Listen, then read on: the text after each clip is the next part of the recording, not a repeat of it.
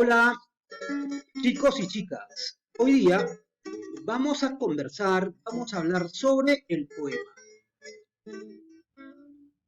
¿Qué es un poema?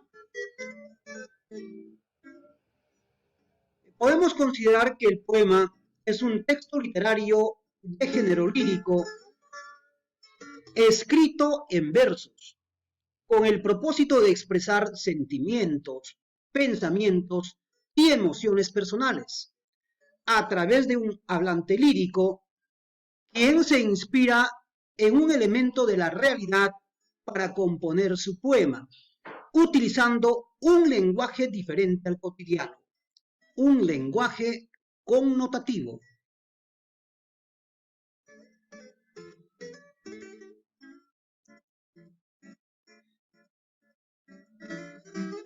¿Cuál es la estructura que tiene un poema? Un poema básicamente consta de dos elementos básicos. El primer elemento es el verso, que en el poema que nos sirve de ejemplo tenemos pues un texto que consta de 12 versos. Ahora, ¿qué es el verso? El verso es una unidad métrica. ¿Por qué unidad métrica?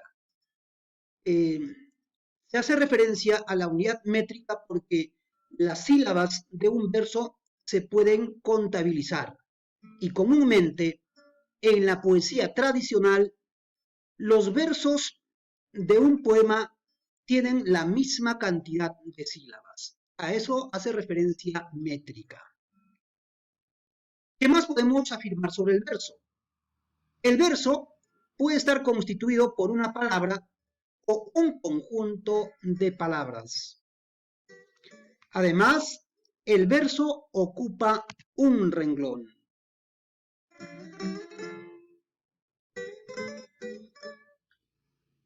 El otro elemento del poema es la estrofa. En el poema de ejemplo tenemos 3 estrofas, ¿no? La niña de Guatemala, que nos sirve como ejemplo, consta en este caso de 3 estrofas. Ahora bien, ¿qué es la estrofa? Podemos considerar que una estrofa es un conjunto de versos. Además, la estructura que tiene el poema a partir de la noción de estrofa es esa estructura que se repite a lo largo del poema. Entonces, la estrofa es un conjunto de versos y además la estrofa es una estructura que se repite a lo largo del poema. En el ejemplo tenemos un fragmento de la poesía del poeta cubano José Martí, La niña de Guatemala. Quiero a la sombra de un ala contar este cuento en flor. La niña de Guatemala, la que se murió de amor. Eran de lirios los ramos y las orlas de reseda y de jazmín la enterramos en una caja de seda. Ella dio al desmemoriado una almohadilla de olor. Él volvió casado. Ella se murió de amor. Entonces, además, esta poesía tiene 3 características peculiares. La rima, la métrica, o sea, los versos tienen una misma cantidad de sílabas, y también el ritmo, que se puede denotar cuando nosotros hacemos lectura. Además, todo poema tiene una serie de elementos. Estos elementos son el objeto lírico, el motivo lírico, el hablante lírico y el tono del poema. Bien, entonces estos elementos ya los estaremos tratando de manera detenida en otra circunstancia.